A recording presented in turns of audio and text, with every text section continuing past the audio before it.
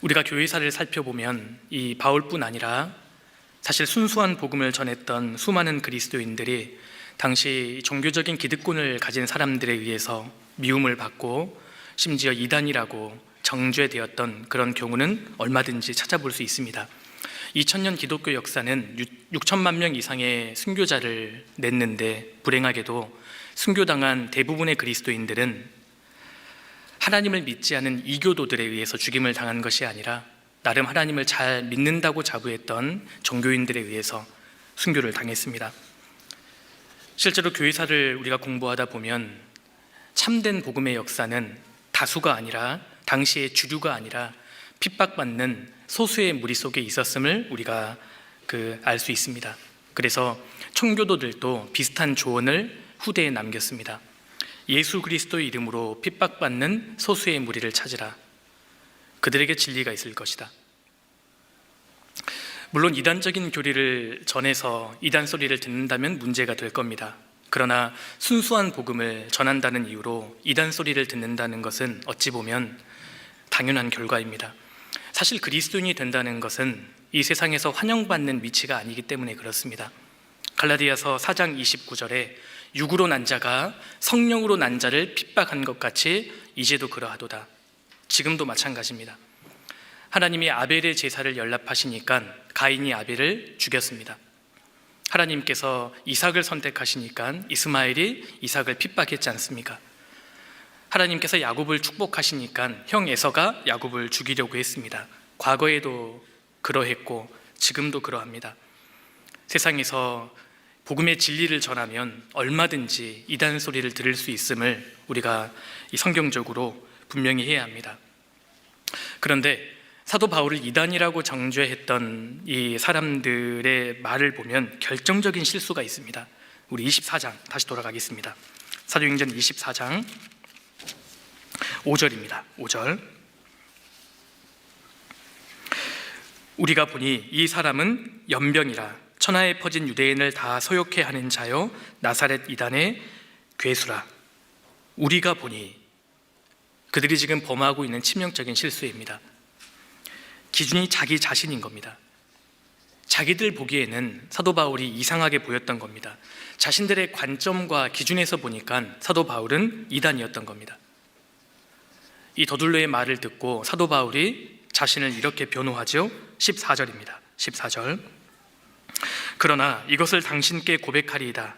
나는 저희가 이단이라 하는 도를 쫓아 조상의 하나님을 섬기고 율법과 및 선지자들의 글에 기록된 것을 다 믿으며 저희의 기다리는 바 하나님께 향한 소망을 나도 가졌으니 곧 의인과 악인의 부활이 있으리라 함이라. 사도 바울이 이렇게 지금 말씀합니다. 당신들 보기에는 이단일지 모르겠지만 나는 하나님 말씀 그대로 믿고 지금 전하고 있습니다. 실제로 하나님 말씀을 기준으로 보면 사도 바울의 가르침에는 이상한 것이 조금도 없었습니다.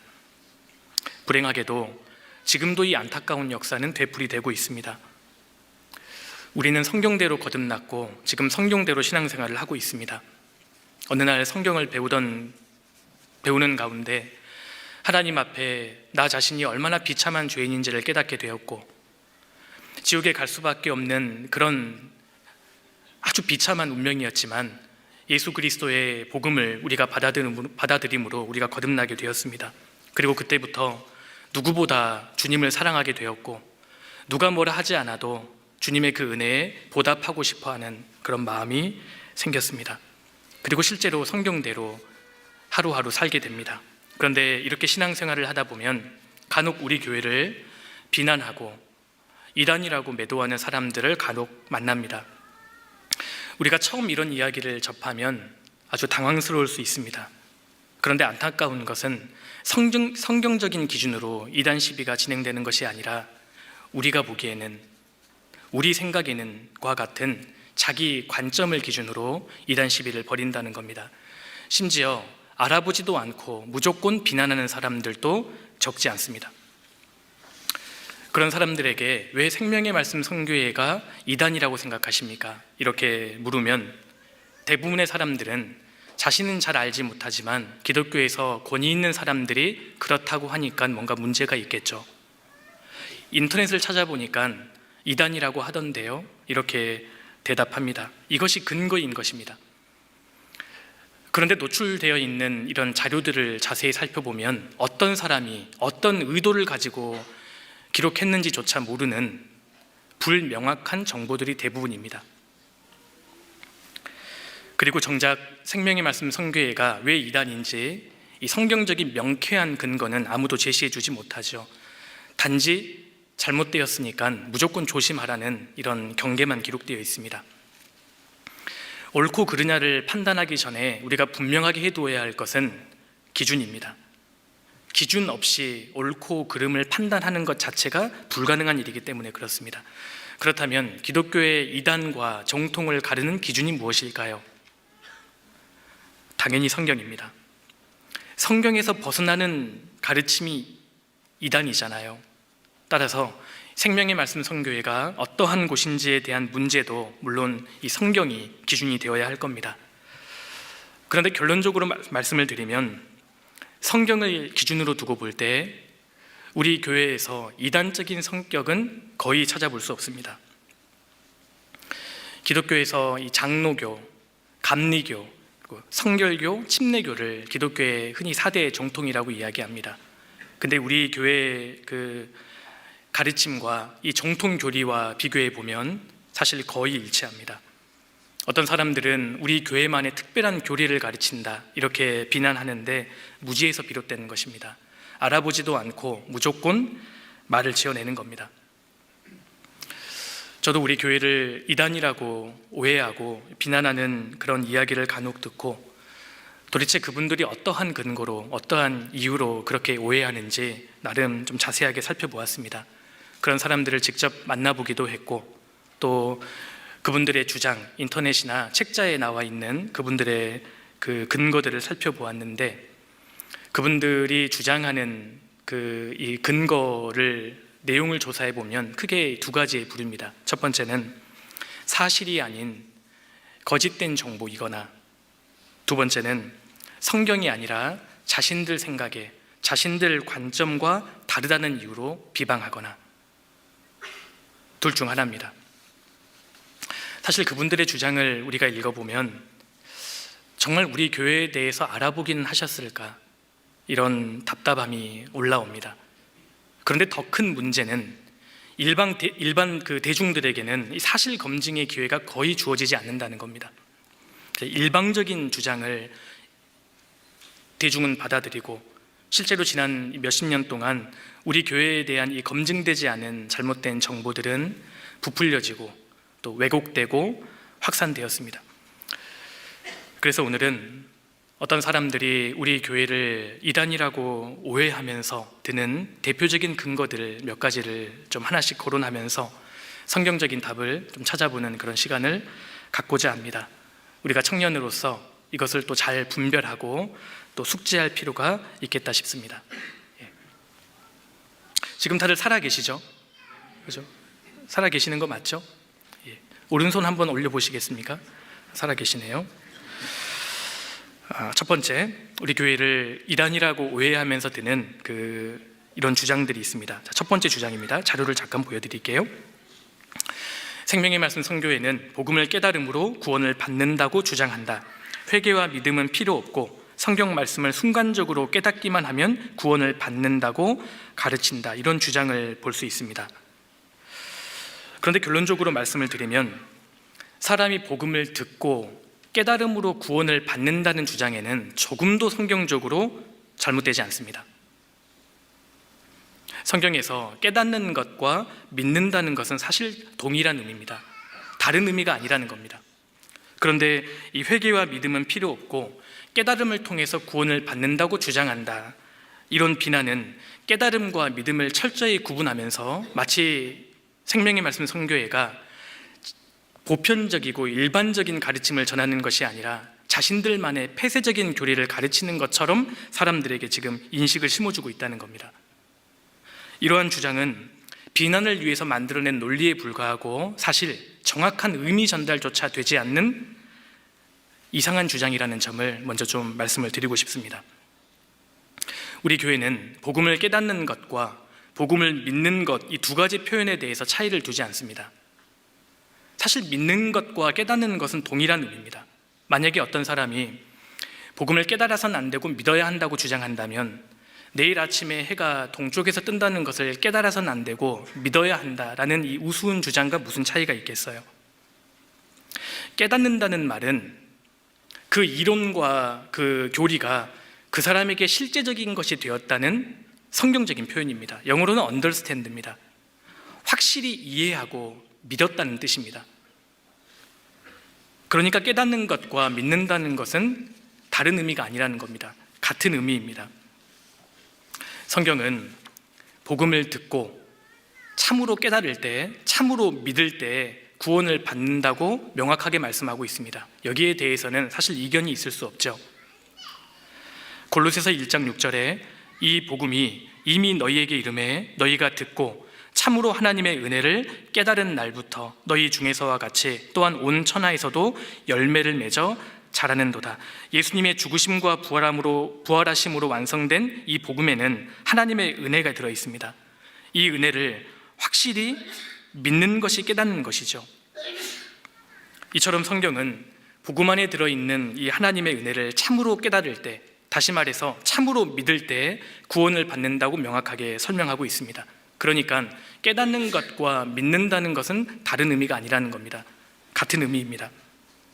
오히려 깨닫는 것과 이 믿는 것에 대해 차이를 두는 사람이 있다면 오히려 그 사람이 신학적인 오류를 범하고 있다고 말씀드리고 싶습니다. 그리고 비난하는 이 사람들의 주장을 살펴보면 이 생명의 말씀 선교에는 회개와 믿음은 필요 없고 성경 말씀을 순간적으로 깨닫기만 하면 구원을 받는다고 가르친다. 이 주장은 사실과 다르고 거짓된 주장이라는 것을 말씀드립니다. 사실 우리 교회의 가르침을 조금이라도 접해보신 분이 있다면 이 주장이 얼마나 거짓된 주장인지를 우리가 쉽게 알 수 있을 겁니다. 왜냐하면 우리 교회는 죄와 심판 그리고 회개의 필요성에 대해서, 그리고 회개하고 복음을 믿어야 한다는 것에 대해서 어느 교회보다도 강조하고 있기 때문입니다. 하나님 앞에 참으로 회개하지 않는 사람은 복음이 자기 것이 되지 않지 않습니까? 그래서 회개와 믿음을 통해서 구원은 이루어집니다. 이 말씀 보십시오. 마가복음 1장 15절에 예수님께서 이렇게 말씀하셨습니다. 가라사대 때가 찼고 하나님 나라가 가까웠으니 회개하고 복음을 믿으라 하시더라. 사도 베드로도 이렇게 말씀하셨죠. 너희가 회개하여 각각 예수 그리스도의 이름으로 세례를 받고 죄 사함을 얻으라. 그리하면 성령을 선물로 받으리니. 사도 바울도 사도행전 20장 21절에 이렇게 말씀했습니다. 유대인과 헬라인들에게 하나님께 대한 회개와 우리 주 예수 그리스도께 대한 믿음을 증거한 것이라. 이처럼 사람은 회개하고 복음을 믿음으로 구원을 받을 수 있습니다. 생명의 말씀 선교회가 회개와 믿음을 강조하지 않는다, 이 주장은 전혀 근거 없는 거짓말이라는 것을 좀 말씀을 드리고 싶습니다. 그런데 실제로 오늘날 교회를 다닌다고 하는 너무나 많은 사람들이 단순히 지적 동의를 믿음으로 착각하고 있습니다. 복음의 내용에 대해서 단순히 동의하는 것을, 지적으로 동의하는 것을 구원이라고 착각하는 겁니다. 우리 교회는 이런 사람들에게 그것이 잘못되었다는 것을 지적하면서 회개하고 복음을 참으로 마음에 믿을 때 구원을 받는다고 강조합니다. 이것이 어떻게 성경적으로 비난의 근거가 될 수 있는지 잘 모르겠습니다. 자, 그리고 두 번째로 또 이런 사람들의 주장이 있습니다. 두 번째로 생명의 말씀 선교회는 한 번 구원받은 사람은 영원한 속죄를 받았기 때문에 회개할 필요가 없다고 주장한다. 회개하면 구원을 받지 못한 증거라고 가르친다. 이러한 주장도 인터넷에서 적지 않게 볼 수 있습니다. 결론적으로 말씀을 드리면 이 주장 역시 거짓된 주장입니다. 생명의 말씀 선교회는 구원받은 이후에 회개할 필요가 없다고 가르친 적이 전혀 없습니다. 정말 비난을 하기 위해서는 구체적인 명확한 근거를 제시해 주어야 한다고 생각합니다. 그런데 이러한 비난이 어디에서 비롯되었을까? 이걸 우리가 생각해 보겠습니다. 우리 교회는 사람이 거듭나서 이 천국에 갈 수 있는 조건은 오직 그리스도의 보혈밖에 없음을 강조합니다. 인간의 어떠한 공로와 노력으로도 구원을 받는 것이 아니라 오직 예수님께서 십자가의 죽으심과 부활하심으로 이루신 그 복음을 믿음으로만 구원을 받을 수 있다는 점을 강조합니다. 예수님의 보혈은 우리의 모든 죄를 영원히 사하셨고 그 복음을 우리가 믿음으로 구원을 받게 되는 겁니다. 이게 성경적인 가르침이지 않습니까? 히브리서 9장 12절에 염소와 송아지의 피로 아니하고 오직 자기 피로 영원한 속죄를 이루사 단번에 성소에 들어가셨느니라. 예수님께서는 십자가에 피 흘려 죽으심으로 우리의 죄를 영원히 사하셨습니다. 그렇기 때문에 에베소서 1장 7절에 우리가 그리스도 안에서 그의 은혜의 풍성함을 따라 그의 피로 말미암아 구속 곧 죄사함을 받았으니, 예수님 보혈로 말미암아 우리가 구원, 죄사함을 받는 겁니다. 2장 8절에 같이 읽겠습니다. 너희가 그 은혜를 인하여 믿음으로 말미암아 구원을 얻었나니 이것이 너희에게서 난 것이 아니요 하나님의 선물이라. 행위에서 난 것이 아니니 이는 누구든지 자랑치 못하게 함이니라. 이처럼 사람이 거듭나는 것은 인간의 행위에서 난 것이 아닙니다. 인간의 어떠한 노력이나 선행으로 이루어지는 것이 아니라 오직 그리스도께서 이미 이루어 놓으신 공로, 이 복음을 받아들일 때, 다시 말해서 참으로 믿을 때 구원을 받게 되는 겁니다. 분명히 말씀드리지만 앞서 언급한 이 말씀들은 거듭남에 대한 말씀입니다. 중생, 신학적인 용어로 칭의에 대한 내용이라는 겁니다. 그런데 어떤 사람들이 우리 교회의 이 가르침을 앞뒤 문맥을 완전히 잘라버린 채 성화에 대한 비난으로 활용하고 있다는 겁니다.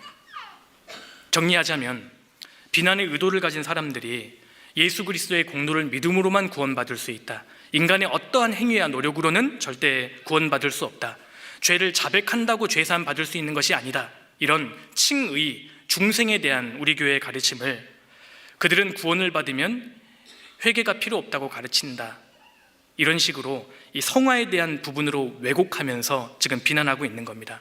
명백하게 거짓된 주장입니다.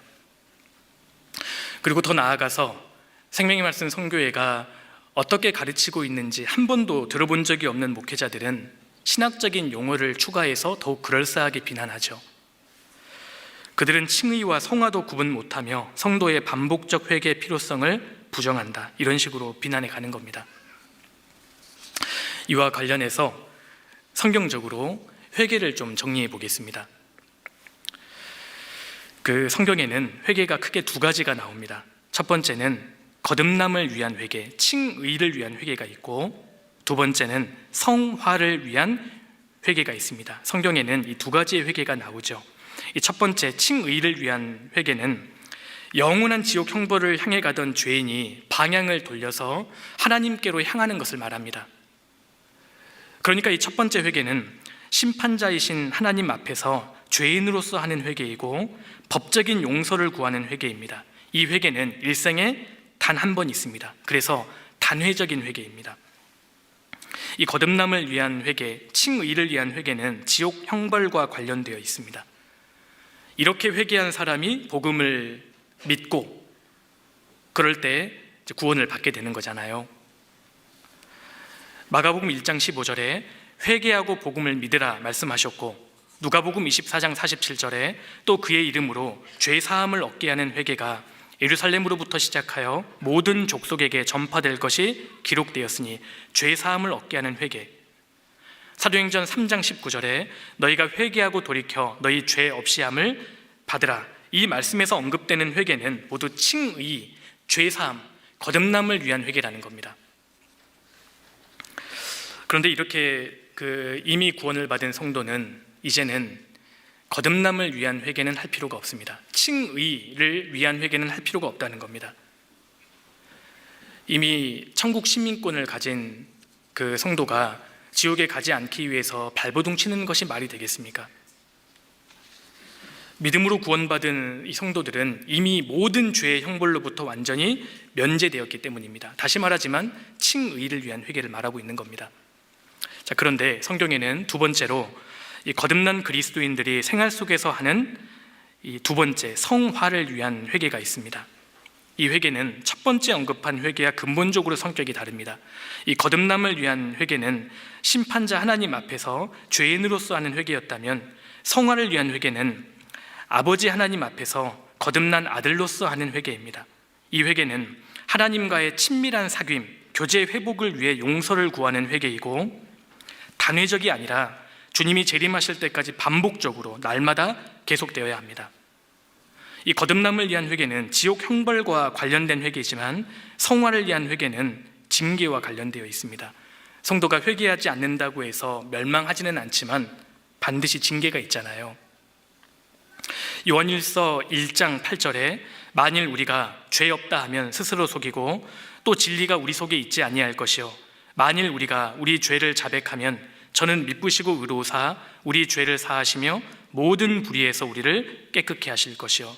요한일서는 이미 구원받은 성도에게 사도 요한이 쓴 서신서입니다. 성화를 위한 회개에 대한 말씀이라는 겁니다. 요한계시록 3장 19절에도 주님이 라오디게아 교회 성도들에게 이렇게 말씀하시는 거잖아요.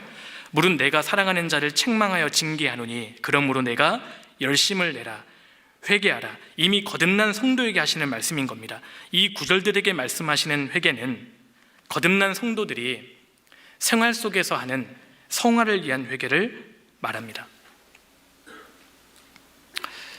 이 두 가지의 회개를 구분하지 못하면 기독교에서 말하는, 성경에서 말하는 구원에 대해서 혼란을 겪게 됩니다. 이 내용은 성경의 명확한 가르침이고 2000년 기독교 정통의 가르침이기도 하고 우리 교회도 지금 동일하게 믿고 가르치고 있습니다. 이처럼 생명의 말씀 선교에는 칭의를 위한 회개와 성화를 위한 회개를 명확하게 잘 구분해서 건전하게 가르칩니다. 오히려 이것을 오해하고 비난하시는 분들이 성경적으로, 교리적으로 이 명확한 개념을 갖고 있지 못한 것은 아닌지 조심스럽게 묻고 싶습니다. 그리고 세 번째로 우리 교회가 받는 그 오해 중에 또 이런 오해가 있습니다. 생명의 말씀 선교회는 구원받은 날짜를 반드시 알아야 하고 구원 날짜가 없으면 구원이 아니라고 가르친다. 또 이런 주장이 있습니다. 결론적으로 말씀드리면 우리 교회는 이렇게 가르치지 않습니다. 물론 구원받은 날짜를 아는 것이 성경적으로는 전혀 이상한 것이 아닙니다. 그렇다고 해서 구원받은 날짜를 반드시 알아야 하고 구원받은 날짜를 모르면 심지어 구원이 아니다 이렇게 주장한다면 이것은 결코 성경적이지 않습니다. 우리는 그렇게 가르친 적이 없습니다. 그런데 여기에서 우리가 좀 생각해 볼 구석이 또 하나 있습니다. 우리 교회를 이렇게 비난하시는 분들의 이 주장 속에는 크게 한 가지의 사실이 전제되어 있는데 그것은 구원은 단번에 이례적으로 이루어질 수 없다는 겁니다. 즉 사람의 영혼 구원은 열심히 신앙생활을 하다 보면 점진적으로 자기도 모르는 사이에 받는 것이지 이례적으로 받을 수 없다. 지금 그런 그 생각이 내포되어 있는 것 아니겠습니까? 그런데 만약에 신앙생활을 하다 보면, 교회를 다니다 보면 점진적으로 구원받는다, 자기도 모르게 구원을 받는다 이렇게 주장하는 사람들이 있다면 명백한 이단입니다. 왜냐하면 성경은 영혼 구원, 그러니까 거듭나는 것, 중생, 칭의는 하나님의 복음을 믿을 때 단번에 이루어지는 변화라고 명확하게 말씀하고 있기 때문입니다. 영혼 구원은 단번에 이루어집니다. 골로새서 1장 6절에 앞서 생각해 보셨죠? 복음을 듣고 참으로 하나님의 은혜를 깨달은 날부터. 유다서 1장 3절에는 사랑하는 자들아 내가 우리의 일반으로 얻은 구원을 들어 너희에게 편지하려는 뜻이 간절하던 차에 성도에게 단번에 주신 믿음의 도를 위하여 힘써 싸우라는 편지로 너희를 권하여야 할 필요를 느꼈노니. 성도에게 단번에 주신 믿음의 도라고 말씀하셨잖아요. 성경은 그 어디에도 중생, 즉 이 거듭나는 것이 반복적으로 점진적으로 이루어진다고 하지 않고 복음을 믿을 때 순간적으로 이루어지는 즉각적인 변화라는 것을 분명하게 말씀하고 있습니다. 예수님께서 십자가의 죽으심으로 그리고 부활하심으로 이루신 복음을 믿는 순간에 단번에 의롭다함을 받는 겁니다. 즉 죄인이 하나님 앞에서 의롭다함을 받는 데에는 오랜 시간이 걸리지 않습니다. 순간적으로 단번에 이루어지는 변화라는 겁니다. 이것은 우리 교회만의 독자적인 교리가 아닙니다. 이와 관련해서 기독교 정통 교리를 좀 살펴보도록 하겠습니다. 영혼 구원, 중생, 칭의에 대해서 다음과 같이 이렇게 정리하고 있습니다. 자, 기독교 정통 교리 일부를 그대로 인용한 것입니다. 중생은 거듭나는 겁니다. 병든 자가 회복하는 것과 같이 점진적인 것이 아니라 죽은 자가 살아나는 것과 같은 즉각적인 변화이다. 중생은 순간적으로 완성되어지는 것이다. 성화와 같이 점진적인 과정이 아니다. 구원론의 중생편에 이렇게 명확하게 정의가 되어 있습니다. 칭의는 단번에 영혼이 완성되는 행위인데 반하여 성화는 계속적으로 일생을 걸쳐 행해지는 과정이다. 영혼 구원, 사람이 의롭다함을 받는 칭의는 단번에 영혼이 완성되는 행위이다. 자, 영혼 구원은 순간적으로 단회적으로 완성된다. 중생은 거듭나는 것은 즉각적이며 일회적이다. 그러나 성화는 반복적이고 점진적이다. 기독교 교리에도 명확하게 나옵니다. 자, 장로의 신앙 고백서 6장 구원편에 이렇게 정의되어 있습니다. 칭의의 은총은 일회적이나 성화의 생활은 일생을 통하여 계속된다. 마틴 로이드 존스 목사님의 이 교리 강좌에는 이렇게 또 정리되어 있습니다. 칭의는 영 단번에 이루어지는 행동이다. 칭의는 결코 반복되어서는 안 된다. 반복될 수도 없고 반복될 필요도 없기 때문이다. 기독교 교리에도 이렇게 정리가 되어 있습니다. 이 생명의 말씀 선교에는 영혼 구원, 그러니까 중생, 칭의는 믿음으로 단번에 받는 것이고, 그래서 이 세상에 존재하는 모든 사람이라면 일생에 단 한 번 경험해야 하는 사실임을 강조하고 있습니다. 이 가르침도, 이 구원관도 성경적이고 정통 교리와 일치한다고 할 수 있습니다. 오히려 이러한 가르침을 비난하는 사람들이 칭의와 성화를 구분하지 못한 채, 올바로 이해하지 못한 채 비난하고 있는 것은 아닌지 좀 여쭙고 싶습니다. 또 이것을 한번 생각해 보겠습니다. 우리가 앞서 살펴본 대로 중생이 점진적이지 않고 단회적인 경험이라는 데 이견이 없다면 거듭난 사람에게는 당연히 거듭난 순간이 있을 수밖에 없습니다. 그렇지 않겠습니까? 영혼 구원이 즉각적이고 위례적이고 단번에 이루어지는 변화라면 참으로 구원받은 사람에게는 구원받은 순간이 있을 수밖에 없습니다. 그렇기 때문에 거듭난 그리스도인은 자신이 어떻게 구원을 받았는지, 언제 받았는지 이렇게 명확하게 간증할 수 있는 겁니다. 구원받은 날짜를 거론하는 것이 이상한 일이 아니라는 겁니다. 실제로 2000년 이 기독교 역사 속에서 앞서갔던 많은 이 그리스도인들이 이 자신의 구원받은 경험을 간증합니다. 제가 몇 가지 사례만 좀 소개해 드릴까 합니다. 앞서갔던 믿음의 사람들의 이 거듭난 고백입니다. 감리교를 창시했던 영국의 요한 웨슬리, 이분도 확실히 거듭난 그리스도인이었습니다. 이분이 자신이 거듭난 경험을 이렇게 일기로 남겼습니다. 저녁이 되어 마음이 내키지는 않았지만 올더 스케이트가의 모임에 갔다. 그 집회는 페인트 공인 홀런드 씨가 인도하고 있었다. 그는 루터의 로마서 강해의 서문을 읽고 있었다. 1738년 5월 24일 저녁 8시 45분쯤 그리스도를 믿는 믿음으로 말미암아 하나님이 우리 마음에 일으키시는 변화에 대하여 그 사람이 말할 때 이상하게 내 마음에 감동이 왔다. 나는 나의 구원을 위하여 오직 그리스도만을 신뢰하고 있음을 느꼈다. 그리고 그분이 바로 나의 죄를 사하셨고 죄와 사망의 법에서 나를 구원하셨다는 확신이 생겼다. 요한 웨슬리는 정확하게 이 시분까지 자기 거듭난 이 경험을 간증하고 있습니다. 영국의 청교도 그리고 설교의 황제라고 불리는 찰스 스펄전, 그도 자기가 거듭난 경험을 이렇게 회고합니다. 1850년 1월 6일 스펄전은 우연히 들른 교회에서 어느 평신도의 설교를 듣고 구원을 받았다. 설교자는 그리스도의 십자가에 대해 증거했고 스펄전은 당시를 이렇게 회고했다. 그 순간 나의 가슴에 꽉 차 있던 구름은 걷히고 내 영혼에 구원의 빛이 비추었다.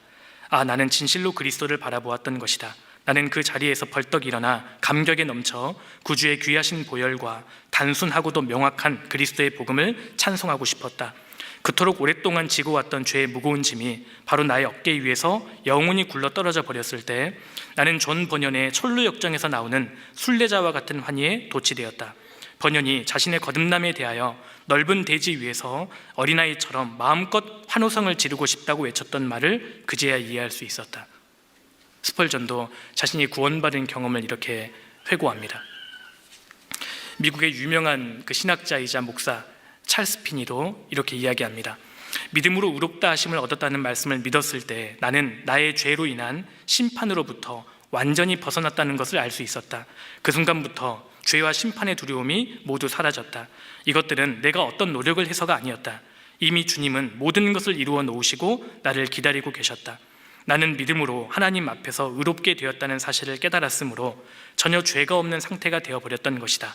나는 그것이 하나님의 진리의 말씀임을 확신했다. 나의 가슴은 주님의 사랑으로 넘쳐 흘렀다. 1821년 10월 10일 수요일, 그가 29살 때의 일이었다. 이처럼 거듭난 믿음의 선배들은 자신들의 거듭난 경험을 이렇게 간증합니다.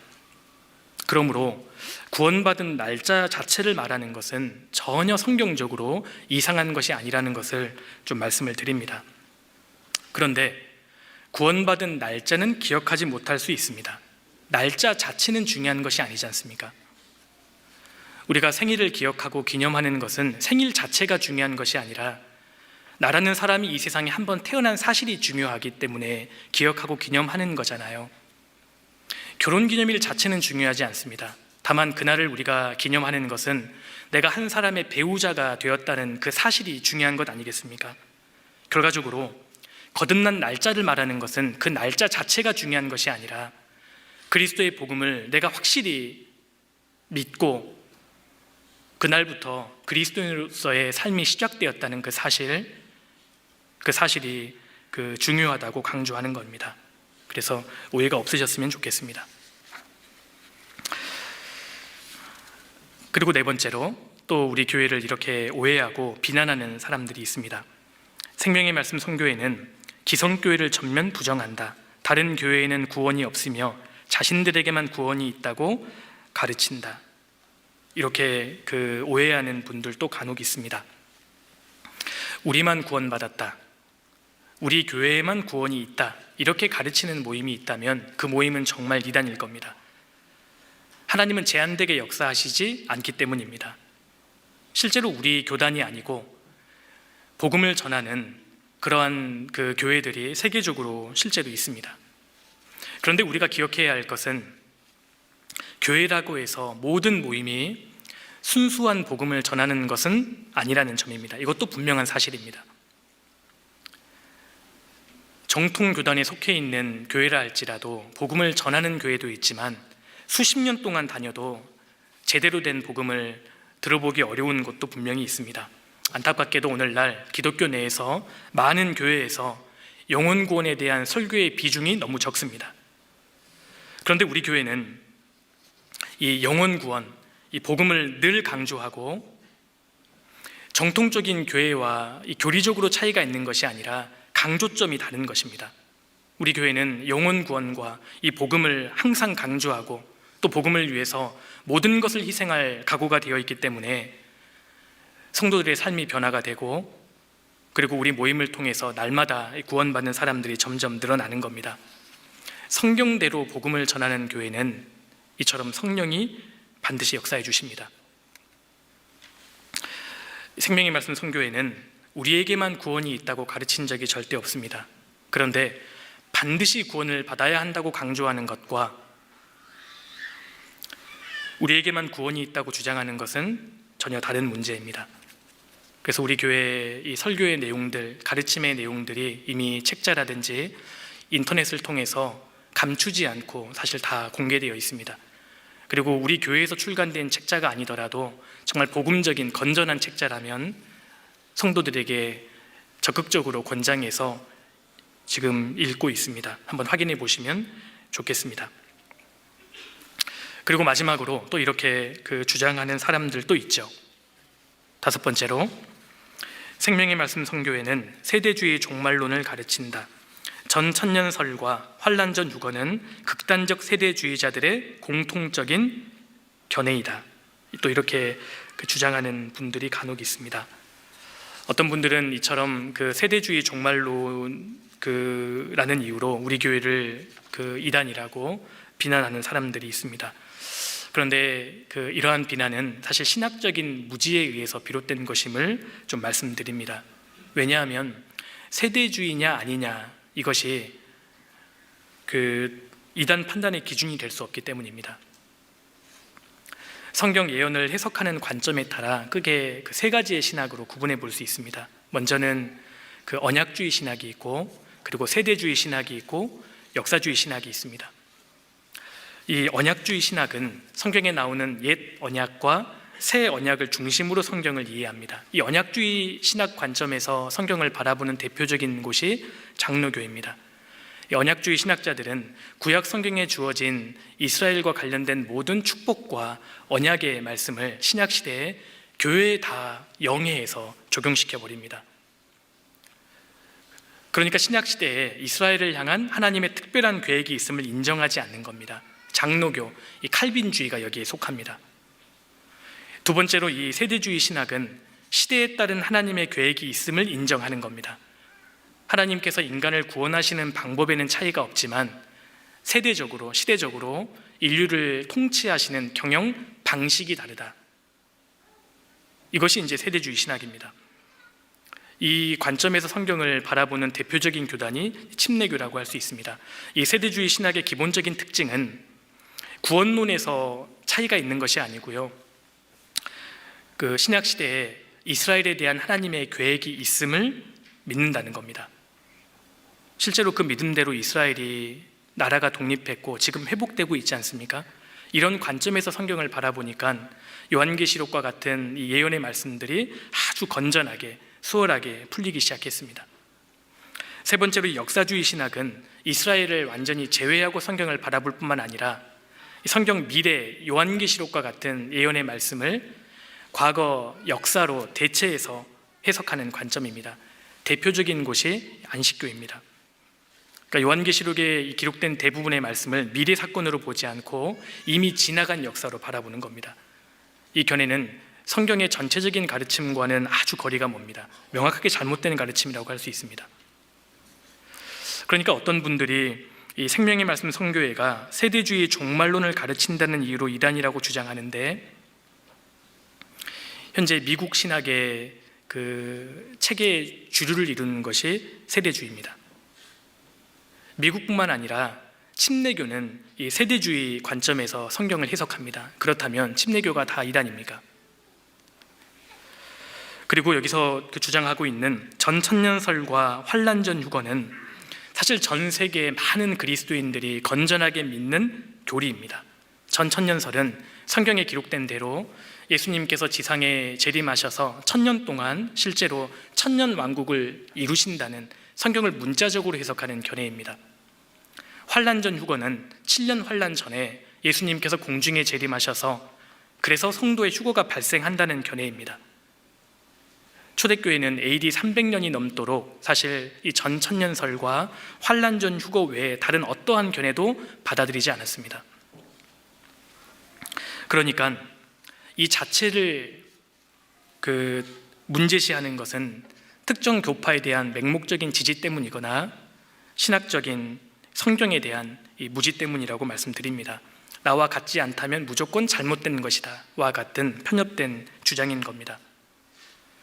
사실 우리 교회는 이 성경 예언 그리고 이 종말에 대한 가르침을 아주 건전하고 보편적으로 해석하고 있습니다. 더구나 미국 침례교 이 주류 성경학자들과 견해를 같이 하고 있습니다.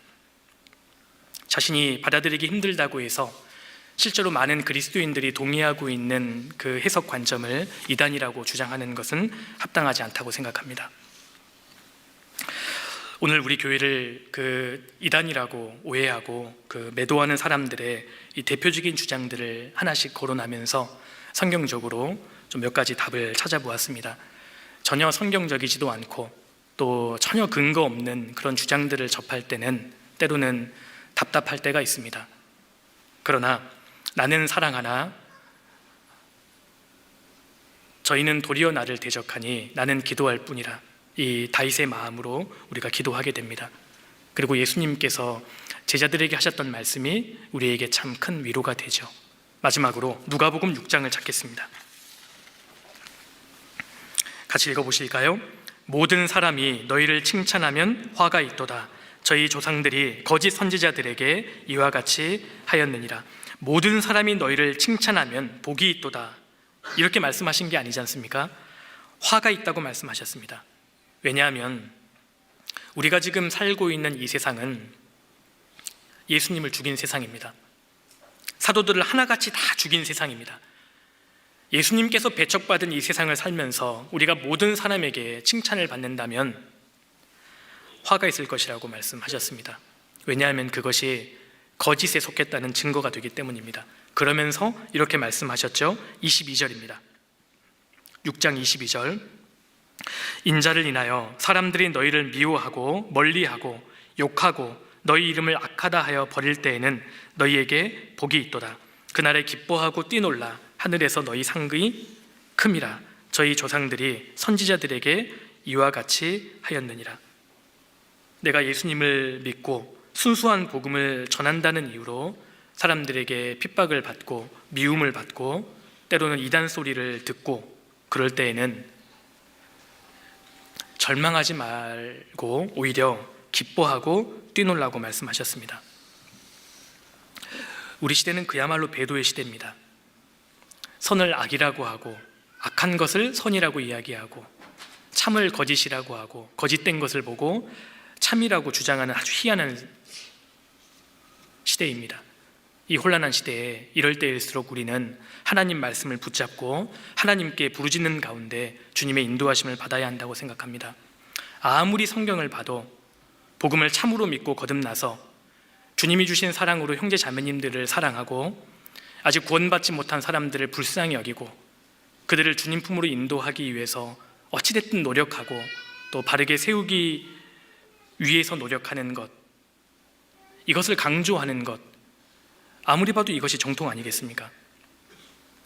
성경을 공부하면 공부할수록 이러한 모임 가운데 있게 해주신 주님께 더욱 감사가 됩니다. 때로 지금은 우리가 오해를 받고 미움도 받지만 머지않아 우리 주님께서 재림하실 겁니다. 그날 우리의 모든 오해를 다 벗게 해주시고 우리가 정말 하나님 편에 있던 사람이었다는 것을 만천하에 하나님께서 밝혀주실 겁니다. 지금은 우리가 더욱 주님께 영광을 돌리기 위해서 합심하고 복음을 전해야 할 때라고 생각합니다. 그리고 혹시 이 가운데 우리 교회에 대해서 좋지 않은 소문을 듣고 혹시 당황하신 분이 계시다면 직접 끝까지 말씀을 듣고 또 판단해 주시라는 당부도 드리고 싶습니다.